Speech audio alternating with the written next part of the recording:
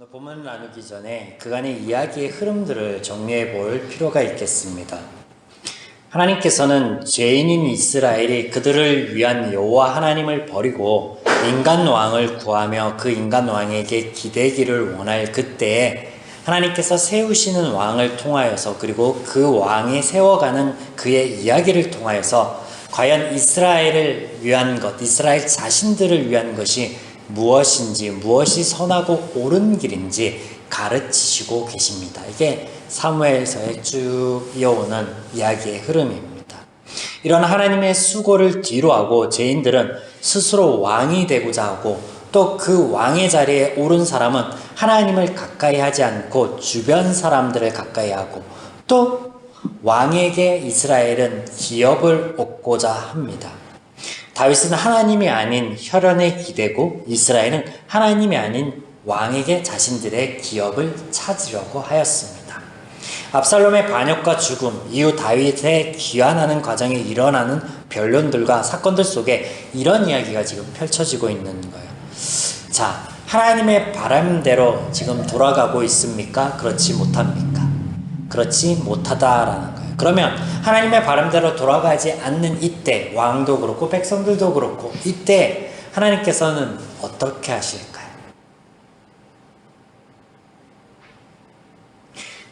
이 때문에 하나님께서 다시 그들의 삶 속에 개입하시고 그들을 가르치실 것입니다. 이런 하나님의 역사, 이것이 하나님의 마음이고 약속인데 이런 역사가 오늘 본문 가운데 펼쳐지는 거예요. 그들을 가르치기 위하여, 가르치시기 위하여.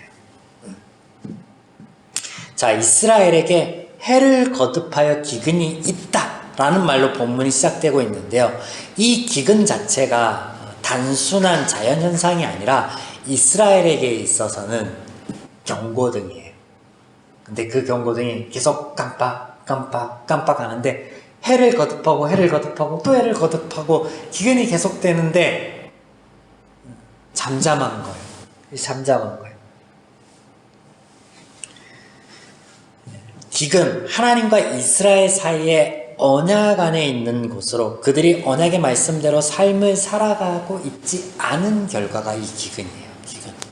자, 레위기 26장 안에는 이런 말씀이 있습니다. 너희가 내 규례와 계명을 준행하면 내가 너희에게 철을 따라 비를 주리니 땅은 그 산물을 내고 밭은 나무 열매를 맺으리라. 이 말씀은 이스라엘이 하나님의 규례와 계명을 준행한다 안 한다? 안 한다라는 거예요. 하겠다라고 언약을 맺었음에도 불구하고 이어지는 말씀, 그러나 너희가 내게 청종하지 아니하여 이 모든 명령을 준행하지 아니하며 내 규례를 멸시하며 마음에 내 법도를 싫어하여 내 모든 계명을 준행하지 아니하며 내 언약을 배반할진대 내가 이같이 너희에게 행하리니. 그러면서 언약을 지키지 않았을 때 이런 일이 있을 것이다 라는 것을 말씀하신데 이런 말씀하세요.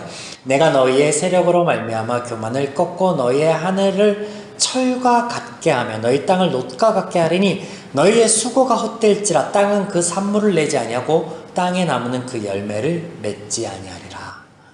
하늘은 철과 같이 되고 땅은 놋과 같이 된다. 이 말은 뭐냐면요, 어렵다는 거예요. 이스라엘이 가나안에 정착할 시기가 청동기에서 철기로 이렇게 넘어가는 그 과도기 시점이에요. 그래서 철을 다루는 것, 놋을 다루는 것, 이거 자체가 쉬운 일이 아니에요. 그래서 이와 같이 비유를 하는 거예요. 다시 말씀드리지만 이 기근은 이런 하나님의 언약 안에 있는 것으로 그 언약의 결과, 이스라엘 하나님을 따르지 않고 하나님을 멸시하고 하나님을 멀리한 결과였다라는 거예요. 그러나 이것이 끝이 아닙니다. 이 말씀의 끝에 보시면 이스라엘을 하나님께서는 버리지 않는다고 하시고 이스라엘 너희가 나에게 다시 돌아오면 이것들이 해결될 문제다라는 말씀을 하시는데, 자, 오늘 본문에 다윗이 하나님 앞에 간구합니다. 하나님께 기도를 하죠. 하나님 해결해 주세요. 도와주세요. 그때 하나님께서 해묵은 이야기 하나를 꺼내 오십니다. 이야기가 뭐냐? 사울과 피를 흘린 그 집으로 말미암음이니 그가 기브온 사람을 죽였음이니라. 이게 하나님 말씀이에요. 오늘 본문에 등장. 무슨 얘기? 하나님 꺼내신 이야기가 무엇이냐? 사울의 악행인데 그가 기브온 사람들을 죽이고 핍박한 사실에 대해서 말씀하고 계십니다. 근데 이 기브온 사건은 사울이 기브온을 핍박한 이 사건은 성경 안에는 기록되고 있지 않아요. 하나님의 말씀이니까 또 이 말씀하실 때 이스라엘 백성들이 듣고 또 기브온 사람들이 반응하는 것들로 봐서는 사실인 거죠. 사울이 재위 기간 안에 있었던 분명한 사실인데 이스라엘과 자신을 위한다라는 명목으로 그들을 핍박하였다라는 거예요. 여기에 기브온 사람들이 누구인가 하면 그들은 이스라엘이 여리고와 아이성을 점령하고 그 후에 만난 사람들로 이스라엘과 여호수아를 만날 때 그들을 속이고 아주 멀리서 온 사람들처럼 이렇게 속이고 더불어서 화친을 맺은 사람들이에요. 그때 그 사람들이 기브온 사람들이에요. 그런데 이스라엘과 기브온 사이에 언약이 맺어져 있었단 말이에요. 하나님의 이름으로 언약이 맺어져 있었는데 이걸 누가 어겼다는 거예요? 사울이 어겼다는 거예요. 이 언약을 깨버렸다는 거예요. 그러나 이 일의 당사자인 기브온도 이스라엘도 누구도 문제 삼고 있지 않고 이야기하지 않습니다. 언급되고 있지 않는데 시간이 흘러 하나님께서 말씀하십니다. 이유가 뭘까요? 먼저 그러면 왜 기브온과 이스라엘은 잠잠하였는가라는 거예요. 왜 그들은 아무런 반응도 이야기도 하지 않았는가? 이건 죄의 원리 때문에 그렇습니다. 철저히 죄의 원리 때문에 그런데 힘 있는 자는 얻고자 하며 지배하고자 합니다. 여기서 힘 있는 자, 상대적으로 힘 있던 자는요 이스라엘이에요. 그래서 이 이스라엘은 언약을 무시하고 짓밟습니다. 그리고 상대적으로 힘이 없던 기브온은요 그나마 살아가고자 아무 말 못하는 거죠. 이런 상황이에요. 그들의 잠잠함의 이유에는 이런 이유가 있습니다. 이제 하나님께서는 왜 이 해묵은 이야기를 가져와 꺼내시는가입니다. 자, 기브온과 이스라엘의 관계는 서로 동해하에 이루어진 언약 안에 있는 관계입니다. 하나님께서는 기브온과 이스라엘 사이에 이 언약을 떠올리게 하시는 거예요. 이것을 떠올리게 하기 위해서 지금 말씀하시는 거예요. 또한 이것을 통하여서 하나님과 이스라엘 사이에 깨어진 언약, 이것을 기억나게 하시는 거예요. 이게 깨어졌으니까 지금 기근이 해를 거듭하여 반복되고 있으니까. 이 때문에 하나님께서 말씀하시는 거예요. 기브온 이야기를 가져오시는 거예요. 자, 하나님께서 기브온의 이야기를 꺼낼 때 다윗은 미련하게도 하나님께 다시 묻거나 제사장에게 나아가 말씀을 들여다보지 않습니다. 그간에 미련했던 자가, 그간에 죄를 지었던 자가 갑자기 바뀌지는 않겠죠. 기브온 사람들에게 나아갑니다. 내가 너희를 위하여 무엇을 하여 줄까? 죄인의 어리석음이 여기에 있습니다. 문제를 해결하는 게 아니라 문제를 중첩시킵니다. 지금 다윗이 하는 이 행위 자체가 그렇습니다. 자신들을 찾아온 왕에게 기브온 사람들이 이런 이야기를 하는데 기브온 사람들이 그에게 대답하되 사울과 그의 집 우리 사이의 문제는 은금에 있지 아니합니다. 쉬 해결된 문제가 아닙니다. 왕이시여, 그냥 이전처럼 넘어가시죠. 그러나 우리의 피를 채우고 우리의 소원함을 들어주시기를 원한다면 이스라엘 가운데 사람을 죽이는 문제도 우리에게 있지 아니한데 이것을 허락한다면, 왕께서 허락한다면, 그런 뉘앙스에 그들이 왕께 이르되 우리를 학살하였고 또 우리를 멸하여 이스라엘 영토에 머물지 못하게 하려 한 그 모해한 사람의 자손 7을 우리에게 주소서. 우리가 여호와께서 택하신 사울의 골 기브아에서 우리가 그들을 여호와 앞에서 목매어 달겠나이다. 지금 다윗과 기브온, 이스라엘과 기브온 사이에 죄의 죄를 꼬리를 물고 계속 이게 반복되어지는데 죄의 레이스가 이어지는 것 같습니다. 묻고 떠블로 가. 묻고 떠블로 가. 그들이 조심히 이야기하는 것 같지만 교묘히 자신들의 분을 풀고자 합니다. 죄의 방식으로 하물며 하나님의 이름을 써가면서 죄의 방식으로 원수의 자손들을 우리에게 내어주소서. 그들을 우리가 짓밟겠습니다. 죽여버리겠습니다. 원수는 원수를 낳는다라는 말이 있지 않습니까? 다윗은 기브온 사람들의 요구를 들어줄 것이 아니라 그제라도 하나님께 나아가야 하거늘 다시 묻고 더블로 가. 문제가 가중되고 죄는 다시 쌓이기 시작합니다. 다윗이 기브온의 이 어처구니 없는 요구를 들어줍니다. 근데 들어주는 과정도 또 이상해요. 자, 보세요. 들어주는 과정에 보면 요나단의 자손 무비보셋을 아끼고 다른 사람들을 추려서 내어줍니다. 다윗이 무비보셋을 아끼는 이유가 뭐냐면 다윗과 요나단 사이에 하나님을 두고 맹세한 것 때문에 그렇습니다. 근데 왜 이게 이상해요? 왜 무비보셋을 안 내주는 게 이상해요? 이상하죠.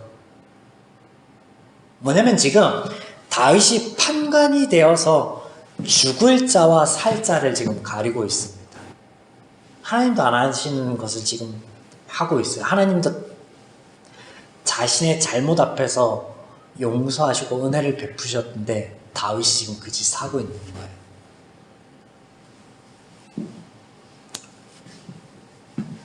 그것도 하나님의 이름으로. 자, 기브온은 여호와 앞에서 원수의 목을 달고 다윗은 여호와의 이름으로 맹세한 것을 지키려 합니다.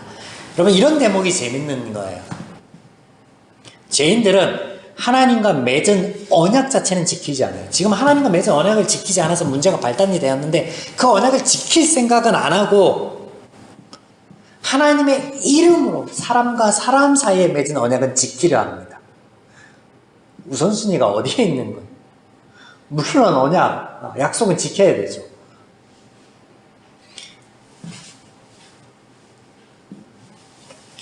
그저 이 죄인들이 자신의 행동을 정당화하기 위해서 하나님의 이름을 들먹일 뿐이에요. 이게 하나님의 이름을 망령되이 부르지 말라라는 십계명을 어기고 있는 거예요. 지금 다윗도 누구도 기브온도 그리고 기브온을 짓밟았던 사울과 그의 군대도 이스라엘을 위함이다. 하나님 세운 왕을 위함이다. 라고 가서 짓밟았을 거 아니에요. 사랑하는 여러분, 우리가 신앙생활을 하며 또 일상을 살아가면서 하나님의 이름을 망령되이 부르지 않기를 소망합니다. 주의 이름으로 죄를 지으면 그것이 죄가 아닌 것이 됩니까? 하나님의 이름으로 하는 죄는 죄가 아닌, 이단이 하는 행위죠. 우리는 구원받았으니까 어떤 짓을 해도 용서받으라 라고 하면서 죄는 죄죠. 죄는 죄예요. 자신이 하고 싶은 것을 하면서 하나님의 이름을, 하나님의 말씀을 가져다가 정당화하려고 하는 경향이 있습니다. 죄인들 안에. 예를 들면 그런 거죠. 다이어트를 하는데 다이어트를 잘 못하는 사람들의 어떤 그 대표적인 예가 뭐냐면 변명을 하는 거예요. 6시 이전에, 5시 이전에 뭘 먹으면 다 괜찮아. 그 이후에는 안 먹으면 되니까. 또 뭐 교회 다니시는 분들은 하나님의 이름으로 뭐든지 감사함으로 먹으면 이게 영약이 되는 거야. 우리 몸에 다 좋은 거야. 하면서 아무거나 막 먹어요. 아무거나 막 먹으면 건강에 해치지. 하나님께서는 너희에게 이로운 걸 가려 먹으라고 하셨죠. 아무거나 먹고 싶으니까 아무거나 먹을 수밖에 없는 상황이니까 하나님이 잠깐 허용해 주신 거죠. 이런 것들, 십자군 원정, 이런 것들 적지 않습니다. 여러분, 우리가 내 일을 하면서 내가 하고 싶은 걸 하면서 하나님을 등먹이며 또 하나님을 원망하는 어리석은 자가 아니기를 주님으로 축원합니다. 자, 본문으로 돌아가 다윗이 기브온 사람들의 요구를 들어주어 사울 자손 7명이 달려 죽습니다. 그들이 다시 왕인 다윗의 명령이 이르기까지 그 달려 죽은 나무에 계속 매달려 있습니다. 자, 신명기 21장의 후반부에 22절 23절에 보시면 이런 말씀이 있는데요. 이것도 하나님과 함께 맺은 언약의 말씀이에요. 사람이 만일 죽을 죄를 범함으로 내가 그를 죽여 나무에 달거든 그 시체를 나무 위에 밤새도록 두지 말고 그 날에 장사하여 내 하나님 여호와께서 내게 주신 기업을 그 땅을 더럽히지 말라. 뭐예요? 하루를 넘기지 말라는 거예요. 날을 넘기지 말라는 말씀. 그런데 오늘 본문에 보니까 사울의 자손이 나무에 달려 죽은 때가 곡식 벨 때이고 이 곡식 벨 때서부터 다시 다윗의 명령이 내리기까지 비가 오는 날까지 메어 달려 있습니다. 자, 이스라엘의 곡식 벨 때, 이 벼를 벨 때의 그 추수의 날이 4월이고 이스라엘이 건개어우기가 뚜렷이 구분되는 계절이기에 처음 비가 내리는 날, 이 비가 오는 시기는 10월이 됩니다. 10월. 그러면 몇 달 동안 매달려 있었어요? 6달. 하루 이틀도 아닌 6달이 매달려 있습니다. 그러니 오늘 장사 지낼 때 시체를 내려오는 것이 아니라 뭘 내려와요? 매달린 곳에서? 뼈를 내려옵니다. 뼈를. 여튼 매달려 있습니다. 이에 아들의 죽음을 그저 바라볼 수 없었던 한 여인이 등장하여 나무에 달린 그 시체들의 곁을 지킵니다. 그 긴 시간을. 이 여인 리스바의 행동이 지극히 정상적이고 평범한 겁니다. 이스라엘, 기브온, 다윗이 하는 행동들은 다 비정상적인 거예요. 이 리스바의 행동이 오직 이 한 명의 행동이 정상적이에요. 자녀의 죽음 앞에서 초월할 수 있는 이가 누구? 그곳 앞에서 슬퍼하고 그곳 앞에서 저것을 장사를 지내줘야 될 텐데 새가 뜯어먹으면 어떻게 들짐승들이 뜯어먹으면 어떻게 안절부절 못하면서 그곳을 지키고 있는 모습. 이 여인의 이야기가 다윗의 귀에 들립니다. 그제서야 다윗이 깨달아지는 게 있나 봅니다. 그들을 내려서 사울과 요나단과 더불어서 장사를 지내게 합니다. 아의 딸 리스바가 굵은 배를 가져다가 자기를 위하여 바위 위에 펴고 곡식 베기 시작할 때보다 하늘에서 비가 시체에게 쏟아지기까지 그 시체에 낮에는 공중에 새가 앉지 못하게 하고 밤에는 들짐승이 범하지 못하게 한지라. 이에 아의 딸 사울의 첩 리스바가 행한 일이 다윗에게 알려지며 다윗이 가서 사울의 뼈와 그의 아들 요나단의 뼈를 길르앗 야베스 사람에게 가져가니 그곳에서 사울의 뼈와 그의 아들들 요나단 뼈를 가지고 올라와 사람들이 그 달려 죽은 자들의 뼈를 거두어 함께 베냐민의 땅 셀라에서 그의 아버지 기스의 묘에 장사하니라. 왕의 명령에 따라 행하고 그 후에야 하나님이 그 땅을 위한 기도를 들으시니라.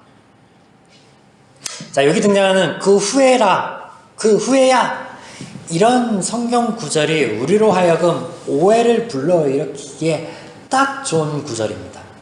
자, 이 말이 가리키는 시점이 언제일까요? 그 후에야 하나님이 들으셨다라는 이 그 후에가 언제예요? 기브온 사람들의 억울함을 풀어준 후일까요?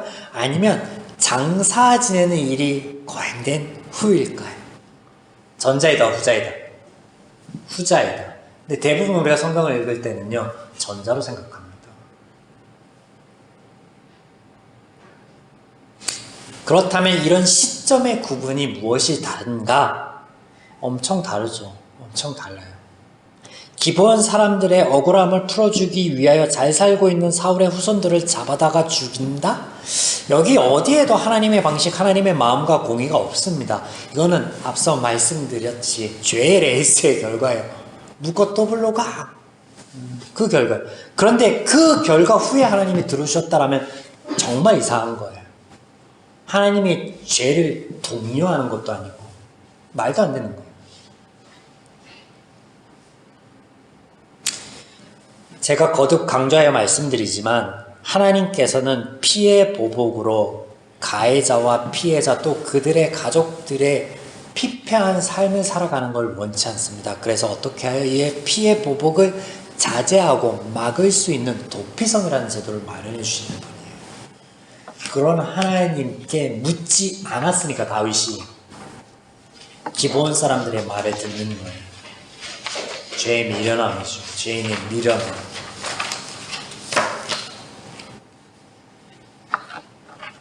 지난 시간에도 제가 말씀드렸지만 하나님의 공의가 뭐예요? 하나님의 공의는요, 심판이 아니에요. 행한 대로 갚는 것이 아닌 은혜입니다. 하나님이요, 우리 죄인들에게 은혜를 베푸셔서 구원하셨어요. 이게 공의입니다. 이게 하나님이 죄인에게 내리신 심판이세요. 오늘 본문 속에서도 하나님께서 기브온의 이야기를 꺼내 오시지만 일이 이렇게 흘러가게 하는 것이 모두 죄인들의 소견에 옳은 대로 하였기 때문인데 다윗과 기브온 사람들이 협력하여 죄 지은 결과입니다. 하나님께서는 그들의 죄를 보시고 그 땅을 위한 기도를 들으신 게 전혀 아니다. 다시 강조합니다. 하나님께서 그 땅을 위한 기도를 들으신 것은요, 마땅히 그들이 해야 할 일, 장사를 지낸 후입니다. 사람이 죽었으면 장사 지는 게 옳습니다. 하물며 죄를 지은 자일지라도 하나님께서는 그 날을 넘기지 말고 장사 지내라고 합니다. 그것이 하나님 앞에 있는 너희의 기업의 온전함이다. 그 말대로 행하니까 하나님이 그 땅을 위한, 기업을 위한 기도를 들으시는 거예요. 지극히 평범한 일이지만, 장사 지낸다라는 것, 지극히 평범한 일이지만 이것은 하나님의 언약 안에 있는 것으로 앞서 말씀드렸지, 이 일이 행하여지는 것, 그것이 하나님의 언약을 지켜진 것이기에 하나님께서는 그 땅을 위한 기도를 들으시는 거예요. 하나님이 이런 일련의 사건들을 가지고 죄인들을 다시금 교육하시는 거예요. 언약이 무엇인지, 하나님과의 관계성이 무엇인지에 대해서. 비록 죄인이라도 하나님께서는 인간을 인간답게 다루도록 하십니다. 율법, 우리가 이미 강해를 나눴지만 그 어디에도 하나님을 위한 것이란 없어요. 모두가 죄인들을 위한 것, 우리들을 위한 말씀들 뿐이었습니다. 이것이 언약이고 이것이 율법이에요. 시나이산에서 그들이 맺은 언약, 하나님께서 주시고 가르치신 말씀이 하나님을 위한 것이 아닌 자신들을 위한 것이다 라는 이 사실 자체를 지금 이 평범한 일, 장사 지내는 일 하나로 떠오르게 하시는 거예요. 떠올리게 하시는 거예요. 그리고 그것이 증명되어질 때 이스라엘을 하나님의 언약을 지킬 수 있는, 이스라엘이 하나님의 언약을 지킬 수 있는 힘을 얻게 하시는 거예요. 지극히 평범한 그 일을 행하여질 수 있도록 하여 주시고, 그게 행하여졌을 때 하나님으로부터 오는, 하나님이 기도를 드시고 그 땅에 공급하시겠다고 하시는 것들을 공급하시는 이 일들이 이루어지는 것을 보면서 이스라엘이 이 언약이 우리를 위한 것이고 이 언약을 우리가 지키겠다라고 약속했지, 그 약속 안에서 지금 우리에게 펼쳐진 모든 일들이 이렇게 이루어지고 있는 거지 라고 지금 하나님께서 깨닫게 하시는 거예요. 이 일을 통하여서, 이 이야기를 통하여서. 오늘 하나님께서는 이 일련의 사건들을 통해서 이스라엘과 하나님의 관계, 언약을 떠올리게 하시고 선한 길, 옳은 길, 행복한 길이 무엇인지 가르치시는 거예요. 이게 하나님의 약속이었거든요. 너희가 나를 떠나고 너희가 내가 원치 않는 길로 가게 될 그때 난 너희에게로부터 너희가 나에게 등을 돌린 것처럼 등을 돌리지 않고 너희를 꾸준히 교육하시겠다. 이게 이스라엘에게 하신 하나님의 약속이었거든요. 사랑하는 여러분, 신앙, 우리가 드리는 예배, 물질, 경건생활, 그 어디에도 하나님을 위한 것이란 없습니다. 없어요. 이 모든 것이 은혜요, 하나님께서 우리를 위해 베푸신 안정장치들 뿐입니다. 오늘 내가 무엇을 위해, 오늘 내가 하나님을 위해 하나님 앞에서 무엇을 할까? 이런 고민이 아닌 하나님께서 오늘날 내게 베푸신 것들이 무엇이 있는가? 그것을 고민하는 성숙한 성도이기를 축원합니다. 또 내가 위로를 얻고 지혜를 얻어 누릴 수 있는 하나님의 말씀들을 붙드시는 저와 여러분 되기를 축원합니다. 한 가지 바라옵기는 호국의 달 이 6월 이런 하나님의 마음과 원리가 우리가 속하여 있는 공동체 안에서 나를 통하여서 또 우리가 위해서 이 땅을 위해서 드리는 어떤 기도를 통하여서 이루어지기